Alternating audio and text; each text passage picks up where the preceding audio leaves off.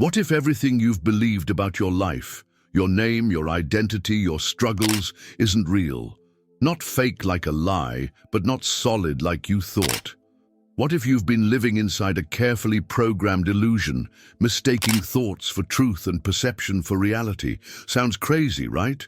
But neuroscience, ancient wisdom, and your own daily experience are all screaming the same thing. Your mind doesn't show you the world.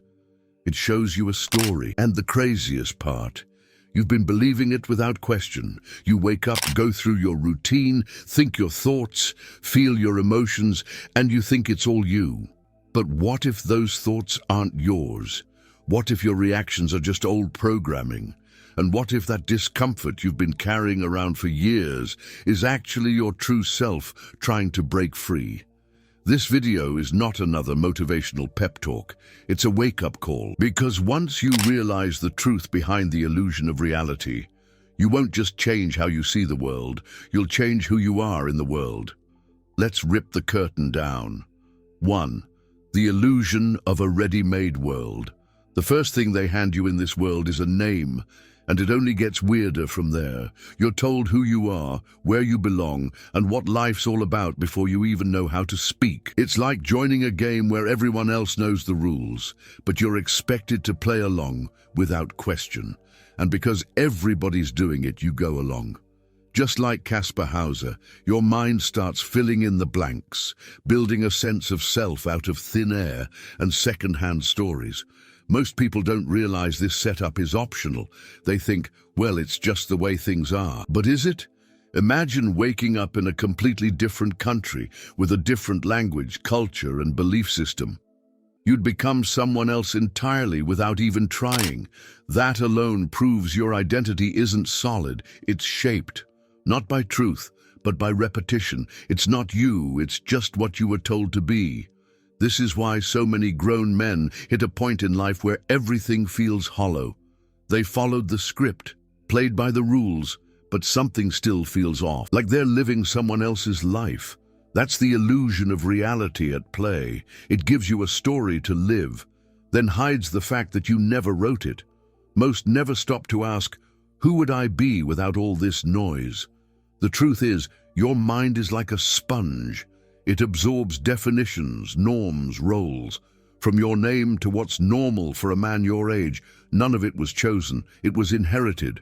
And once you start to see this, you can't unsee it. Something deep inside you starts stirring, asking, if all this was handed to me, what's actually real? That question alone begins to pull the thread, unraveling the entire illusion. 2. Your brain doesn't show you reality. Everything you think you're seeing is just your brain doing its best guesswork. You're not looking out into the world. You're watching a custom-made projection inside your skull. Light hits your eyes, sound waves hit your ears, but nothing gets experienced until your brain processes it. So, in a very real sense, you're not interacting with the world.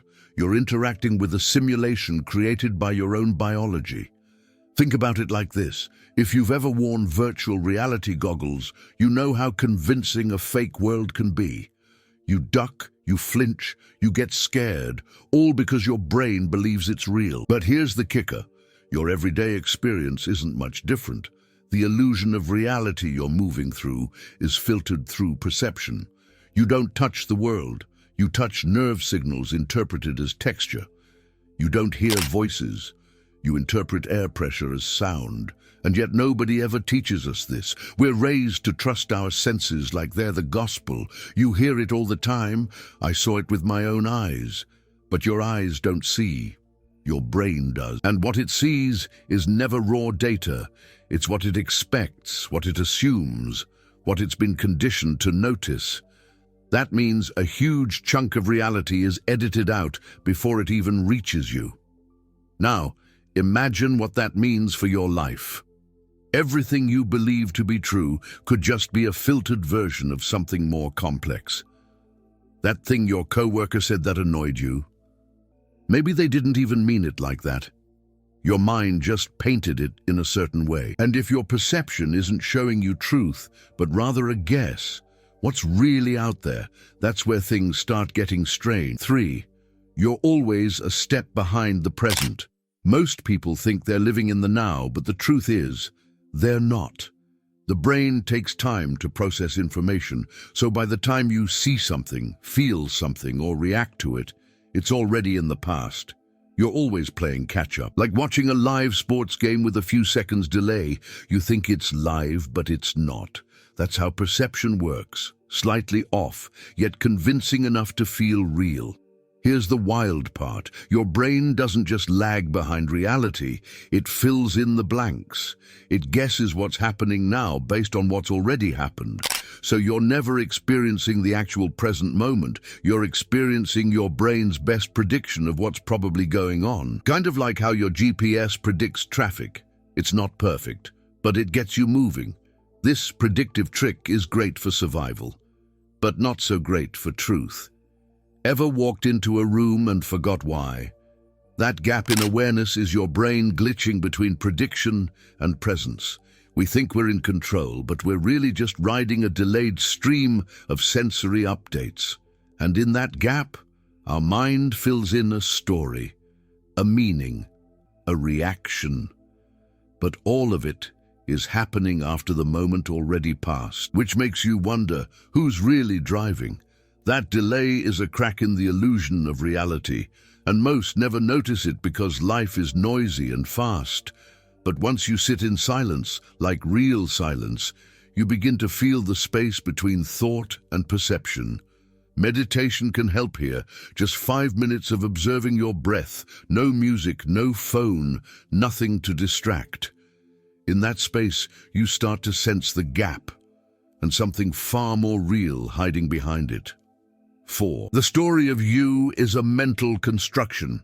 Ask a man who he is, and he'll start listing things, his job, his family, maybe a few hobbies.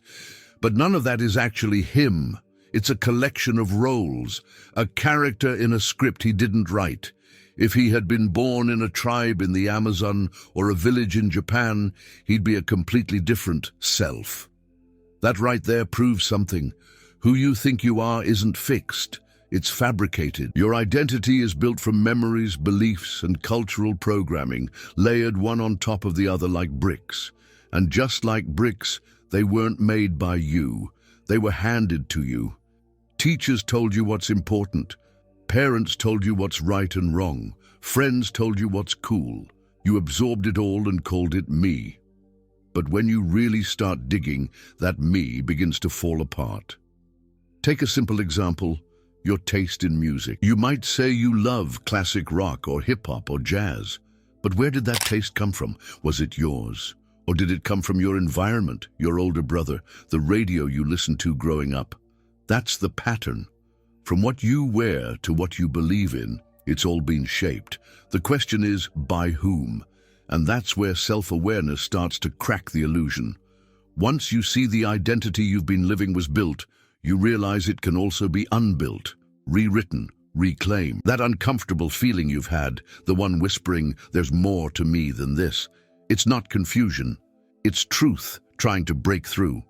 And the moment you stop clinging to the old version of you, something new begins to emerge. 5. You are not the one thinking. Try this right now. Stop thinking. Not for long, just 5 seconds. You'll notice something strange. Thoughts keep coming. You don't invite them, yet there they are like uninvited guests barging into your house. A memory, a song lyric, a random worry about next Tuesday. They pop up on their own without your permission, which begs the question, if you're not choosing your thoughts, then who is? Science backs this up. Brain scans show that decisions are made milliseconds before you're consciously aware of making them. Meaning, by the time you think, I'm going to grab a coffee, your brain already made that choice. You just catch up to it afterward and claim credit, like a politician jumping in front of a parade and pretending he started it. That's how the illusion of control works. Most men pride themselves on being logical, in control, the thinkers of their lives. But if thoughts aren't chosen and decisions are made before awareness kicks in, then what's really happening? You're not the thinker, you're the one watching the thoughts. It's like a movie playing in your head that you didn't write, but you're still sitting front row, completely absorbed. Here's where it gets real. Next time you're anxious, instead of trying to fight the thought, just observe it. Say to yourself, there's that thought again. Don't engage, don't argue, just watch. That's awareness. That's where consciousness lives. You start to see thoughts not as commands, but as noise. And once that shift happens, you're not stuck in the script anymore. You're outside of it, watching from a whole new place. 6. Your mind filters reality based on belief. You're not seeing the world as it is. You're seeing it as your mind expects it to be. That's not some poetic metaphor. It's literal. There was a study where people watched a video of players passing a basketball, and right in the middle, a person in a gorilla suit walked through. Half the viewers didn't see it at all. Why? Because their minds were told to focus on the ball. Anything outside that belief, deleted. That's how perception works. Your brain isn't showing you everything. It's showing you what fits. It hides what contradicts your narrative and highlights what confirms it. If you believe the world is dangerous, you'll only notice threats. If you think people are out to get you, you'll filter every word through suspicion. It's not about what's real, it's about what your mind believes is real. This isn't just about seeing gorillas or missing them, it's about missing your whole life. That opportunity you didn't see because guys like me don't succeed. That relationship you sabotaged because I'm not lovable. These beliefs shape everything from your self-worth to your bank account. You think you're making decisions, but it's your internal script pulling the strings behind the curtain. The real twist, you can rewrite the script. But first, you've got to notice it's there. And the easiest way to do that is to catch yourself in a pattern. Same fight with your partner, same excuse for not starting that business. That's your belief system at work. And when you become aware of it, the illusion of reality you've been living in starts to break at the seams. 7. Dreams, memories, and life. All constructed. Have you ever woken up from a dream that felt so real it shook you for hours? You were flying or arguing or meeting someone long gone, and it all made perfect sense while it lasted. But once you opened your eyes, the whole thing unraveled. That's the mind's magic trick. It doesn't need reality to feel real. It just needs coherence. And here's the kicker. Your waking life isn't much different. Your brain isn't a camera. It's a storyteller. It fills in blanks, edits scenes, adds details that never happened. In one experiment, people were shown a list of words related to sleep: pillow, bed, snore, but not the word sleep itself. Later, most of them confidently remembered seeing it. Why? Because their mind prioritized the story, not the truth. And this is happening in your life every single day. Think about how two people can live through the same experience and remember it completely differently. One sees it as a betrayal, the other as a misunderstanding. Who's right? Technically, neither. Their memories were edited by emotions, expectations, and belief. And if memory can't be trusted, what does that say about the identity built on top of those memories? This isn't about distrusting everything. It's about waking up from the hypnosis. Because once you see how easily your mind can fabricate meaning, you stop clinging so tightly to every thought and every emotion. You start to ask, if this can be rewritten so easily, what else have I accepted as truth without ever questioning it? And that question leads you straight into the deepest layer of all. 8. Awareness is the only truth. Strip away the thoughts, the stories, the roles you play. What's left? Awareness. That silent, observing presence that's always been there, watching everything unfold. It doesn't judge, it doesn't rush, it just sees. And here's the part that'll stop you in your tracks, that awareness isn't human, it's not personal, it's not João or Pedro or Marcelo, it's consciousness itself, looking through your eyes, quietly existing beneath the illusion of reality. You've felt it before, those quiet moments when time slows down, maybe during a walk at night or staring out the window after a long day.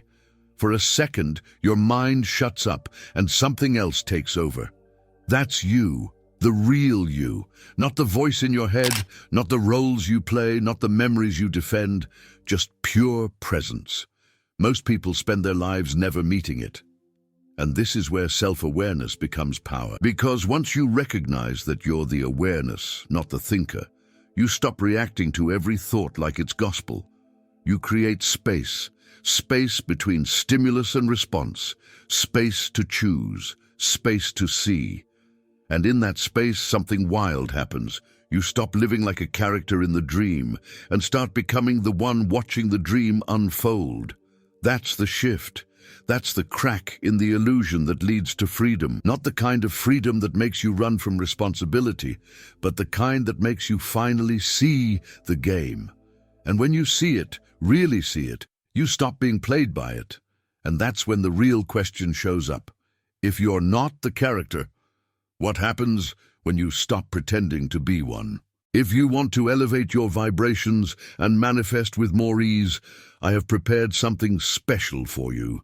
Click the link in the first pinned comment and join us in the journey of awakening your inner mage.